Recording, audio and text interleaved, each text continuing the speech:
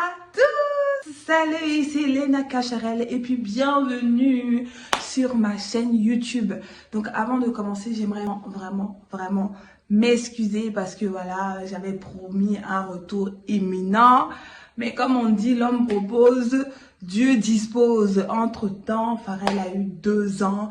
Entre-temps, j'ai déménagé. Entre-temps, j'ai repris mes études. Mais comme je retrouve un brin de stabilité dans ma vie, et donc c'est le moment propice, donc je voulais vraiment m'excuser par rapport à ça. Mais normalement, cette fois-ci, à mon avis, je risque d'être un peu plus régulière. Pose la pub, tu ignores quoi, mon petit.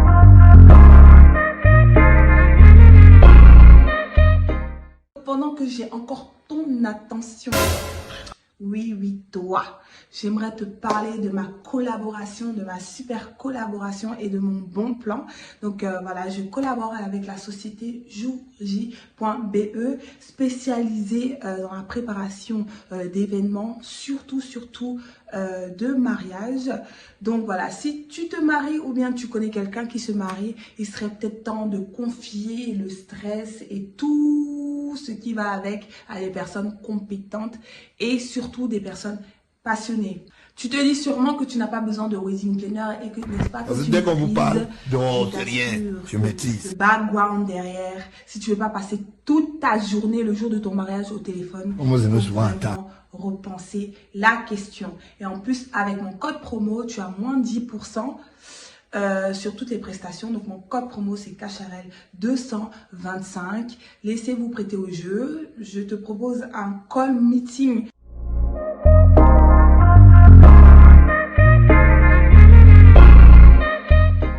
Je voulais parler en premier point de ma spiritualité parce que clairement aujourd'hui c'est le point culminant de ma vie. J'ai toujours été dans la religion chrétienne, mais avant, voilà, sans faire l'apologie d'une religion quelconque, parce que moi j'estime que c'est intime en fait, c'est intime, donc moi je parle de ce que je connais. Mais sincèrement, pour être honnête avec vous, c'était quand j'avais des problèmes que j'implorais le Seigneur. Tu étais là, tu es là, tu mets le genou au sol, tu dis que papa, tu vois, non, tu vois ma vie, je pleure. Puis quand la situation est résolue, tu oublies un peu que tu étais dans la détresse. Donc c'était un peu ça le comportement que j'avais, clairement. Et c'est pas bon en fait, parce que franchement, moi, ma spiritualité aujourd'hui, elle a des vertus dans ma vie. Clairement, je suis beaucoup plus calme. C'est-à-dire que je fais plus des combats pour rien. Tu connais, Lena Cacharel, 1000 combats, 0 défaite. C'est-à-dire que non, je connais faire la guerre. C'est-à-dire que non, le œil pour œil, dent pour dent, je maîtrisais. Tu es là, tu fais des combats, même 1 euro sur ton compte en banque, ça n'ajoute pas. Donc aujourd'hui, je suis beaucoup plus apaisée et puis je laisse couler en fait. Clairement, parce qu'il y a des choses...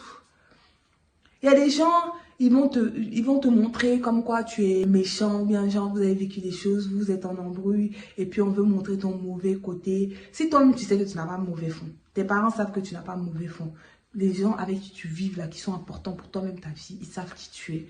Pourquoi tu vas passer tout ton temps à te justifier? Parce que je me suis rendu compte que plus tu te justifies là, plus tu vas rester dedans. Tu seras le mauvais. Donc, tu vas passer tout ton temps pour rien. Ceux qui ont des a priori sur toi, ils vont rester avec leurs a priori. Ça t'aura servi à strictly nothing. Rien du tout. Il faut toujours un méchant dans l'histoire. Accepte d'être le méchant de ton histoire. Accepte d'être la gargamelle de ton histoire. Imagine les Simpsons sans Monsieur Burns, tous les relous là. Est-ce que ça allait donner? Non, il faut toujours un méchant dans l'histoire. Accepte déjà dès le départ. Comme ça, tu es mauvais. Moi, je sais que mon chéri, je me rappelle que quand je venais de le rencontrer là, au début, je suis tombée un peu trop dur dans son caractère. Je me suis dit, mais pourquoi tu fais ça? Parce que tu n'es pas comme ça. Il dit que moi, j'aime bien qu'on me déteste. Il dit, mais celui-là, il a quel problème? Il dit que, c'est aujourd'hui que j'ai compris que le type là, il était loin dans son esprit. Parce que quand on te déteste là, tu es concentré sur ta vie. Toi, tu es là, tu charges tout le monde sur ton épaule. Toi-même, ta vie est bizarre. Tout le monde va se foutre de toi. Accepte d'être le méchant. Tourne ton dos puis avance. Faut laisser ce combat-là parce que tu vas rester dedans. Moi, je connais des personnes qui sont en embrouille depuis 1 an. Pas genre, ils sont en embrouille, chacun est de leur côté. Ils sont en embrouille, chacun se lance les flèches. Donc, je te lance une flèche. Tu me lances la flèche, je la reçois en plein cœur, j'enlève la flèche. Non, les bails de Spartacus là.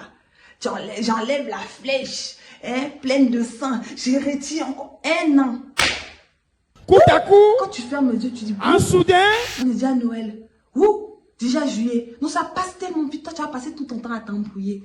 Et puis finalement, là, tu seras le mauvais.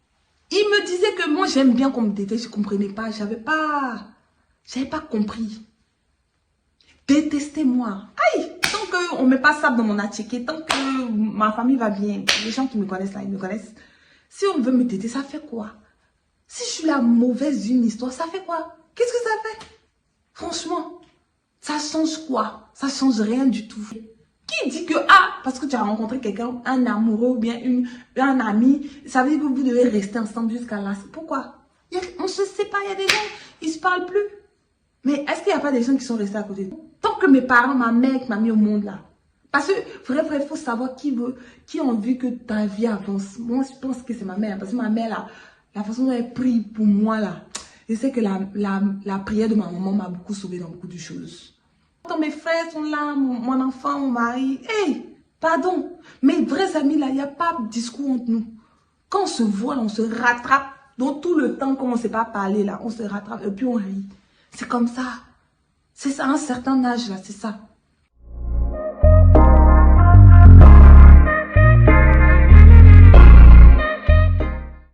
Toi, tu as des grands rêves. D'après toi, tu sais que la vie que tu vis là, ça ne te convient pas.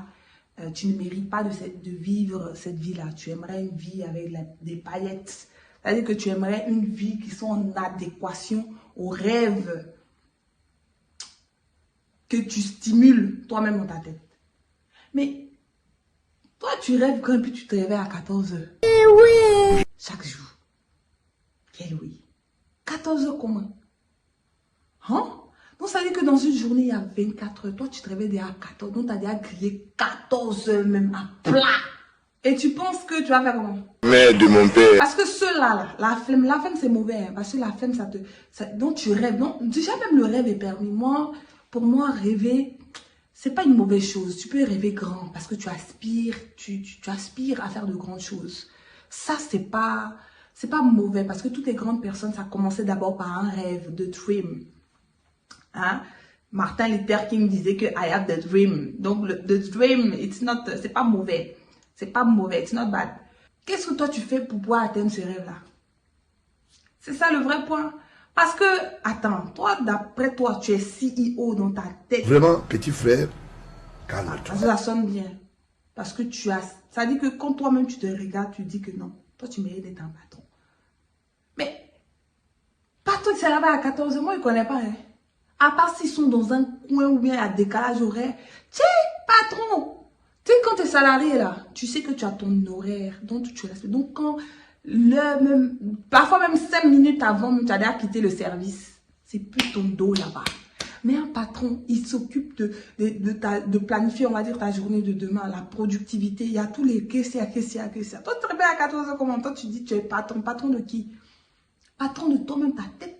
Parce que même ton propre patron là, tu ne peux pas être ton propre patron. En fait, c'est ça le vrai point. Parce que tu as la flemme. Ton corps pèse. Ça veut dire que tu as les grands rêves. Hein. Même pour soulever ton bras, c'est dur. C'est la flemme là qui fait qu'il y a des personnes, ils montent dans eux leur réalisation. Et puis aussi, ils commencent à croire à leurs mensonges. C'est là où, après ça là, c'est là où la flemme t'a gagné. Non, la flemme a fini avec toi. Hein? Tu aspires à faire de grandes choses, mais tu n'arrives pas à être constante dans les petites choses. Non, dans ta tête, tu rêves de rouler les grosses caisses. Moi, je me suis pas entendu. Bolide d'un moteur. Mais passer le permis, là, ça te dépasse. on va le juger. Frère sang. Mais toi, tu te réveilles à 14. Tu as dit que tu n'as aucune rigueur dans ta vie. On va Ça dit que tu commences quelque chose, tu délaisses. Parce que et puis après, tu deviens aigri, tu deviens insupportable pour ton entourage. Et puis tu passes ton temps, tu es dans the dream. Même bon, on voit même pas la route de ton rêve même. Donc là, tu passes au niveau supérieur. Tu commences toi-même à croire à tes propres rêves. Parce que non. Mais se rendre compte qu'on est nulle part, ça permet aussi de se dire que, ah, franchement, je suis nulle part. J'aspire à faire de grandes choses, je vais prendre la bonne direction. Bon, je vais faire du mieux que je peux. Moi-même, je préfère ça même. Parce que dans toute chose, il faut avoir l'amour du travail, il faut avoir l'amour de l'apprentissage. Tu aspires à devenir médecin, commence d'abord tes études. Il faut étudier ça d'abord, pour que tu sois en phase un peu avec ce que tu aspires à faire. Je connais des personnes, ils sont là d'après eux, ils sont esthéticiens, ils sont dans la cuisine, ils concoctent 2-3 produits, ils mélangent, on met un peu de sel, de sucre, citron, tout ça là. Ah, on a sorti le produit phare. Mais tu n'as même pas testé ton produit dermatologiquement. D'après toi, tu es CEO. Mais dans quel oui? Ça veut dire qu'on ne veut voir que la partie visible. Mais sans travail, tu n'aboutis à rien en fait. Va te former en tant qu'esthéticienne. Tu verras que en tant qu'esthéticienne, il y a différents types de peau, il y a différentes façons. Ça te dit quelque chose d'allergène, ça te dit quelque chose des produits qui c'est pas testé dermatologiquement, tu t'en vas vendre ça. Maintenant, quand il y a un problème, toi, tu veux dire qu'on veut gâter ton commerce, on veut gâter là où tu manges. Mais tu as fait tester tes produits là. C'est pas parce qu'un produit te va bien à toi que tu peux faire. Ça veut dire qu'il faut qu'on arrête un peu de cultiver la médiocrité. Ayons l'amour de l'apprentissage du travail.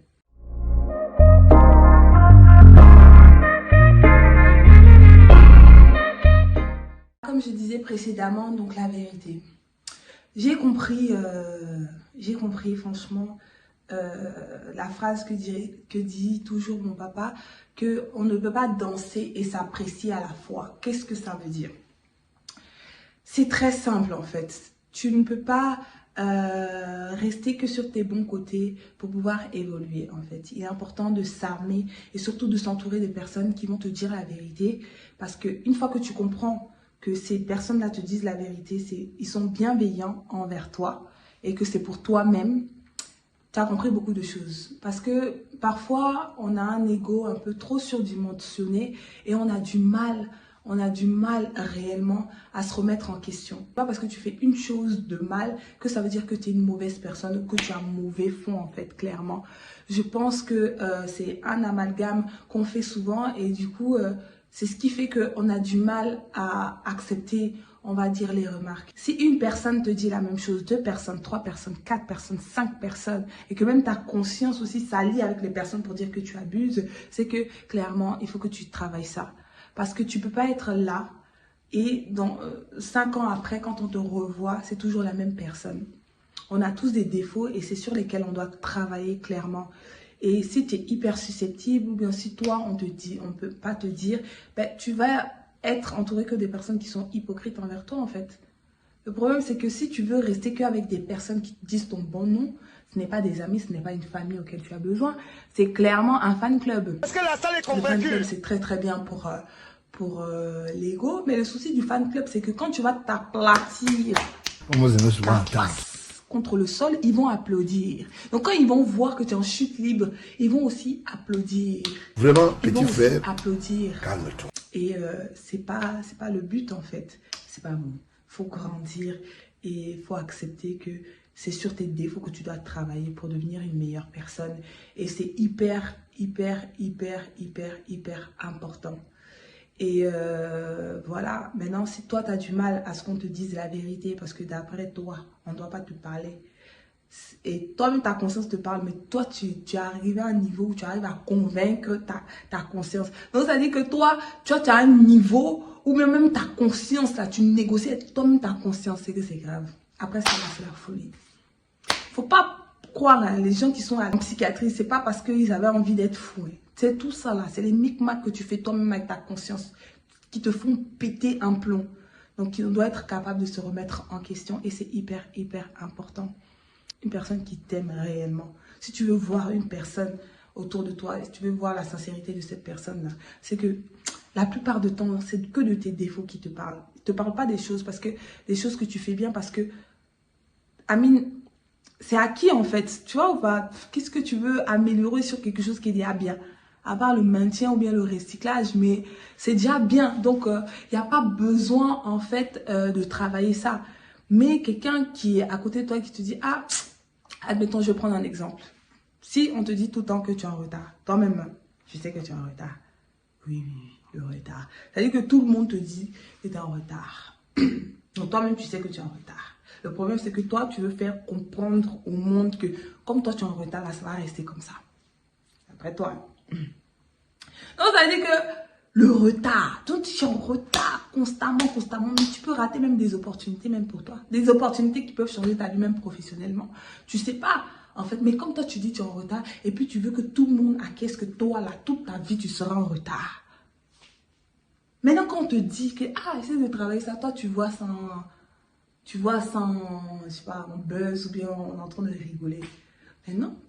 Essaye d'organiser, lève-toi plus tôt. Ça veut dire qu'il faut travailler sur ça en fait.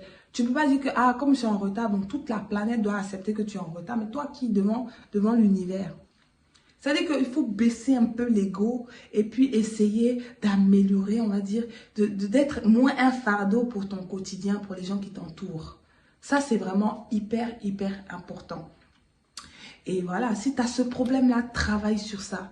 En fait, il y a des petites astuces, il y a des petites techniques. Fais-toi même si tu veux même coacher, même. Vas-y, maintenant il y a coaching et tout, mais il faut travailler sur ça. Si ta conscience te juge, là, il faut écouter, joue ta conscience. I beg you. I beg you, comme disent mes beaux frères camerounais. I beg.